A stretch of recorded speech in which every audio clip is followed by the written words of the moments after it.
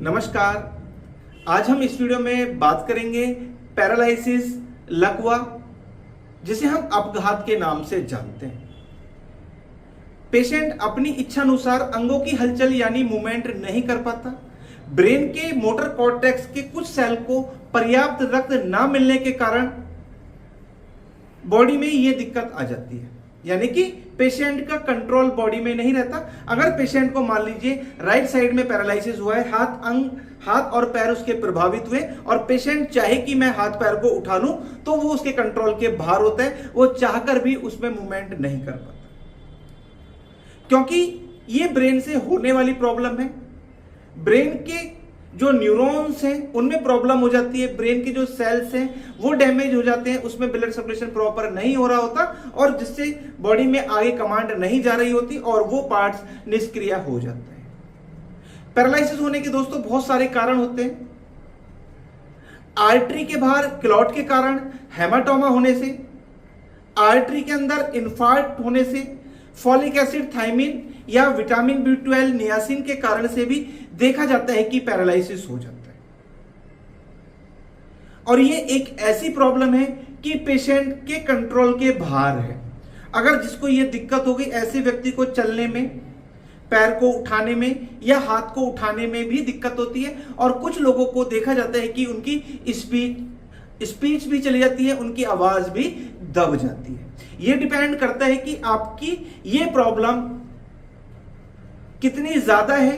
अगर आपको major attack आया है तो और क्लॉट आपके लेफ्ट साइड में बना और तो राइट साइड के अंग पैरालिसिस होंगे और साथ में आवाज जा सकती है। लेकिन जिसको ये प्रॉब्लम राइट साइड हुई, क्लॉट राइट साइड बना, तो उसके लेफ्ट साइड के अंग पैरालिसिस होते हैं लेकिन आवाज नहीं जाती।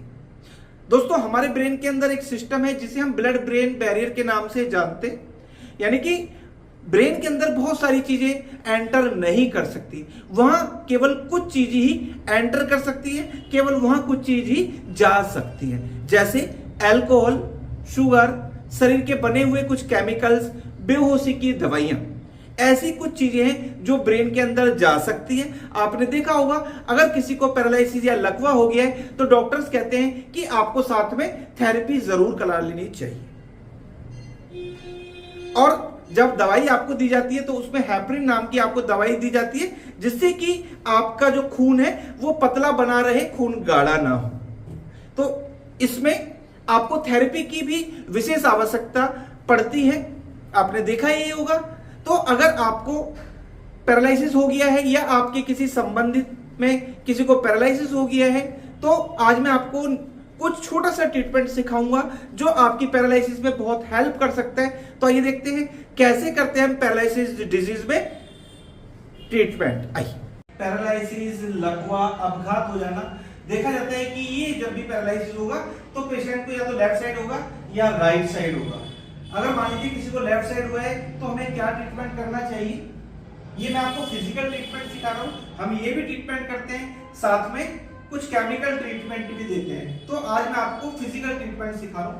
अपने अंगूठे उंगली को इस प्रकार से रखना है और इस प्रकार से पूरे हाथ को क्लॉकवाइज करते जाना।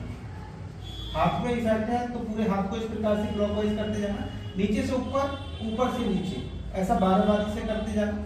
बारी-बारी से ऐसे करेंगे। उसके बाद दोनों पेशेंट की फिंगर्स को अपनी फिंगर में इस प्रकार से रखना, पूरे हाथ को अच्छे से ग्रिप बना के पकड़ना और हाथ को रोटेट करना, क्लॉकवाइज, एंटी क्लॉकवाइज, ऐसे ही पूरे हाथ को इस प्रकार से हमें घुमाना है। शुरू में 10 से 12 बार कर सकते हैं, उसके बाद आप काउंटिंग बढ़ा सकते हैं ऊपर नीचे, क्योंकि जब ये प्रॉब्लम होती है तो ब्रेन से कमांड नहीं आ रही होती, उधर ब्लड सप्लाई प्रभावित हो जाती है, तो हमें उधर ब्लड सप्लाई बढ़ानी है। ये ऊपर नीचे आप कर सकते हैं, यानी कि फिजिकल मूवमेंट हमको जरूर करानी है। मान लीजिए किसी को पैर में हुआ है तो तरीका वही, अपने उंगली की मदद से पूरे पैर को क्लॉकवाइज करते जाना, अच्छे से ऊपर से नीचे, नीचे से ऊपर। इसके बाद पंजे को पकड़ के ऊपर नीचे इसको रोटेट करना, क्लॉकवाइज, एंटी क्लॉकवाइज, फिर पैर को मोड़ना इस प्रकार से। इसमें अगर आपको लगता है कि आप अपनी तरफ से भी कुछ ऐड करना चाहते हैं तो आप ऐड ऑन कर सकते हैं, क्योंकि हमें फिजिकल मूवमेंट ज्यादा करानी होगी। तो इस प्रकार से ये सब करने से ऐसे पेशेंट को बहुत अच्छा रिजल्ट देखने को मिलता है। ये आप दोस्तों, अगर आपको बीपी की समस्या है, आपका बीपी बढ़ा हुआ आता है, तो समय समय पर आपको अपने बीपी को जरूर चेक कराते रहना चाहिए और कभी भी किसी भी बीमारी में दवाई अपने आप नहीं छोड़नी चाहिए। इसका आपको विशेष ध्यान रखना है। जो ट्रीटमेंट मैंने सिखाया शुरू में, ये ट्रीटमेंट आप साथ में इंक्लूड कर सकते हैं। जो ट्रीटमेंट आपका अदर चल रहा है, मेडिसिन चल रही है या कोई अन्य ट्रीटमेंट चल रहा है, वो भी आप कंटिन्यू ले सकते हैं, क्योंकि जो ट्रीटमेंट मैंने सिखाया इसका कोई साइड इफेक्ट नहीं होता और इससे लाभ ही मिलता है। फिर भी कोई दिक्कत रहती है, आप हमसे संपर्क करें, हमारे क्लिनिक पर विजिट करें और आपकी ये प्रॉब्लम हमेशा के लिए क्योर हो सकती है। दोस्तों, उम्मीद करता हूं वीडियो आपके लिए बहुत इंफॉर्मेटिव होने वाली है। दोस्तों, आप अगर हमारी वीडियो को पहली बार देख रहे हैं, हमारे चैनल को सब्सक्राइब जरूर करें, वीडियो को अधिक से अधिक शेयर करें, वीडियो को लाइक करना ना भूलें और बेल आइकन बटन तो जरूरी दबा लें, जिससे कि जो भी वीडियो हेल्थ पर हम बनाए उसका नोटिफिकेशन टाइम आपको मिलता रहे। धन्यवाद।